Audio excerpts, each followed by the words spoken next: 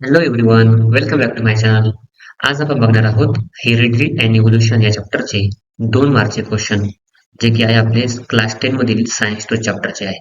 ठीक आहे, चला तर मग सुरुवात करूया आपल्या चॅप्टरच्या PYQ.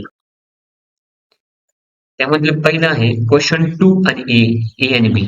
म्हणजे आपल्याला 2 मार्कचे जे क्वेश्चन आहेत, एक तर असतात गिव्ह सायंटिफिक रिझन आणि आन्सर द फॉलोइंग असतात. त्यामध्ये क्वेश्चन 2 मध्ये म्हणजे 2 मार्कच्या क्वेश्चन मध्ये क्वेश्चन क्वेश्चन 2A आणि बी हे दोन्ही पण कव्हर केले.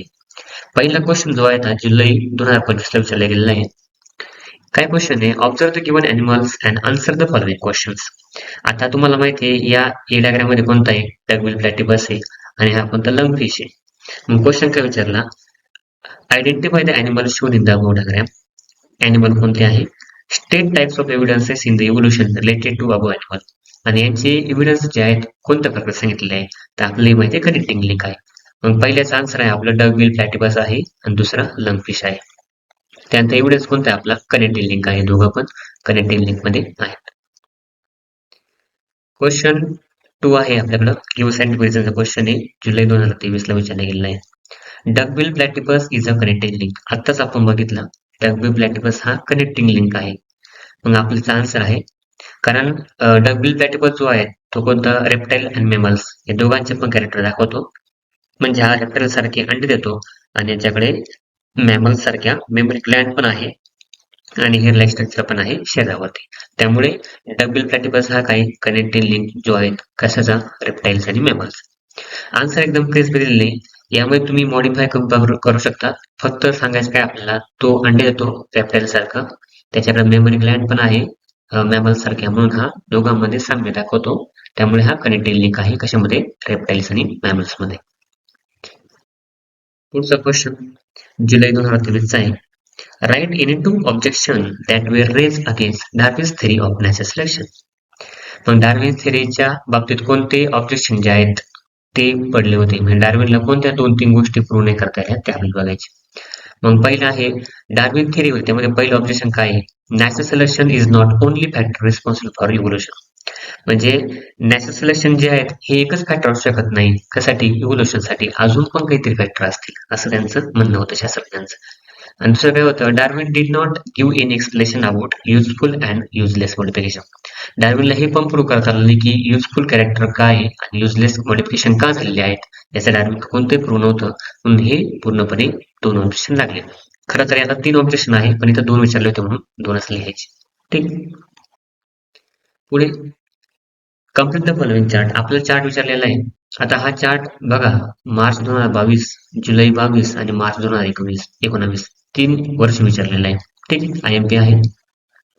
पहिलं बघा, मॉर्फॉलॉजिकल एव्हिडन्सेस आहे. एव्हिडन्सेस ऑफ इव्होल्यूशन आपल्याला सांगायचे. आपल्याकडे जवळपास 5 इव्होल्यूशनचे एक्झाम्पल आहे. आता हा सिमिलॅरिटीज इन बोन स्ट्रक्चर असायला अॅनाटॉमिकल एव्हिडन्स आहे. मग आपलं नेक्स्ट आन्सर काय? एम्ब्रिओलॉजिकल एव्हिडन्स आहे आणि नंतर पॅलेंटॉलॉजिकल एव्हिडन्स. तुम्ही अजून पण वेस्ट लिहू शकता. वेस्टेज ऑर्गन हे सुद्धा एव्हिडन्सेस ऑफ इव्होल्यूशन आहे. त्यानंतर कनेक्टिव्ह लिंक हे सुद्धा एव्हिडन्सेस ऑफ इव्होल्यूशन आहे. आणि कधी कधी अॅनाटॉमिकलच्या एव्हिडन्स यावेळी तुम्हाला हे दिलेलं असतं सिमिलॅरिटीज इन बोन स्ट्रक्चर. तो कोणता एव्हिडन्स असतो? अॅनाटॉमिकल एव्हिडन्स. हे पण लक्षात ठेवायचं. ठीक आहे.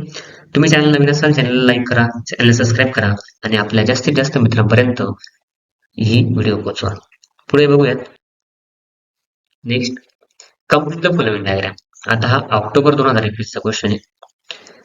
आता तुम्हाला हे दिले होतं अॅनाटॉमिकल एव्हिडन्स मध्ये 2 दिले होते, ह्युमन हँड आणि प्लॅटिजम ऑफ बॅट्स. मग तुम्हाला अॅनाटॉमिकल एव्हिडन्स मध्ये अजून 2 लिहायचे होते. त्यामध्ये एक आहे फ्लिपर ऑफ व्हेल, त्यानंतर 4 लेग ऑक्स. आता माणसाचा हात, वटवाघळाचा जो पंख वगैरे आहे प्लॅटिजम आहे, बैलाचा पाय आहे पुढचा आणि देवमाशाचा पर आहे. हे सगळे काय आहे? अॅनाटॉमिकल एव्हिडन्सेस आहे. मग तुम्हाला कोणतेही 2 दिले असतील तर 2 आपल्याला लिहिता आले पाहिजे. पुढे नेक्स्ट क्वेश्चन आहे explain Darwin's theory of natural selection. आता हा जुलै 2020 चा क्वेश्चन आहे. तुम्हाला डार्विन थेरी एक्सप्लेन करायची. आता डार्विन थेरी काय आहे पूर्णपणे आपण बघूया. आता डार्विनचा पहिला पॉईंट आहे all living organism reproduce in large number over production. म्हणजे प्रत्येक ऑर्गॅनिझम काय करतो? लार्ज प्रोडक्शन करतोय, भरपूर सारे आपल्या प्रजनन जन्म देतोय असं त्यांचं म्हणणं आहे. त्यामुळे काय होतं? Due to limited food of space. आता आपल्या सगळ्यांना काय लिमिटेड फूड आहे, म्हणजे अन्न कमतरता आहे, लिमिट आहे प्रत्येकाला मनसोक्त अन्न जे आहे भेटू शकत नाही. त्यामुळे प्रत्येकाला स्ट्रगल करावं लागणार आहे त्यांच्या एक्झिस्टन्ससाठी, म्हणजे समाजामध्ये राहण्यासाठी. ठीक आहे. त्यामुळे तुम्हाला ऑर्गनिझममध्ये थोडाफार बदल पण बघायला भेटतो. कोणतं व्हेरिएशन आपलं युजफुल असतं, काही पूर्णपणे हार्मफुल असतात. जसं आपण बघितलं पहिल्या चॅप्टरमध्ये, आपले जे मॉडिफिकेशन झाले काही ते हार्मफुल पण होते आणि काही युजफुल पण होते. जसं आपली शिफ्टी गेली युजफुल आहे, पण आपल्यामध्ये अकॅडमिक्स जे आहेत पूर्णपणे विजडम टीथ आहे, कोणते हे अजून आपल्यासाठी युजलेस आहे. ठीक आहे. हार्मफुल नाही म्हणजे पण युजलेस आहे. ठीक आहे. Those organism having useful variation survive and reproduce while other the perish is called as a survival fittest. म्हणजे ह्या जगामध्ये जे पण पूर्णपणे फिट असतील तेच सर्वाइव्ह होतील, बाकीचे कोणतेही प्राणी सर्वाइव्ह होऊ शकत नाही. हे त्याच्या पाठीमागे कारण आहे. म्हणजे आपण काय बघितलं, प्रत्येक वर्जन काय करतो, लार्ज प्रोडक्शन करतोय, ओव्हर प्रोडक्शन करतोय, जास्तीत जास्त प्रोजेनिटर देतोय. प्रत्येकाला स्ट्रगल आहे एक्झिस्टन्ससाठी, समाजामध्ये वावरण्यासाठी, लिमिटेड फूड असल्यामुळे. प्रत्येकामध्ये थोडं व्हेरिएशन येणार आहे, थोडेसे बदल येणार आहे. प्रत्येक प्रजाती एकमेकांपेक्षा वेगळी आणि त्यामध्ये जे आपले व्हेरिएशन येतील पूर्णपणे ते युजफुल असतील. त्यामुळे काही जे राहतील ते रिप्रोड्यूस करतील पूर्णपणे आणि काही ते पूर्णपणे सर्व्हायव्हल फिटेस्ट असतील. म्हणजे जे पूर्णपणे थांबले किंवा ज्यांना पूर्णपणे आता एन्व्हायरमेंट चांगलं भेटलं हेच पुढे रिप्रोडक्शन करणार आहे, तेच पूर्णपणे फिट असणार आहे. ठीक आहे. त्यानंतर 7वा क्वेश्चन आहे, last question. Define vestigial organ, right any 2 names of vestigial organ in human body. आता आपल्याला विचारलं वेस्टेजल ऑर्गन म्हणजे काय, त्याची डेफिनेशन लिहायची. त्यानंतर वेस्टेजल ऑर्गन जे आहेत आपल्या ह्युमन बॉडीमध्ये कोणते आहे त्याची एक्झाम्पल लिहायची.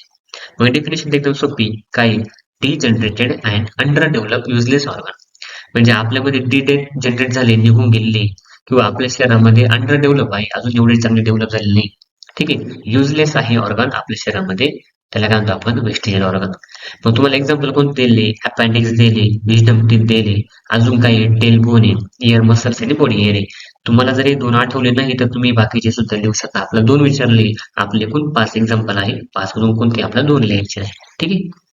हा चॅनल नवीन असेल चॅनल सबस्क्राईब करा, व्हिडिओ लाईक करा आणि व्हिडिओ जास्तीत जास्त विद्यार्थ्यांपर्यंत शेअर करा.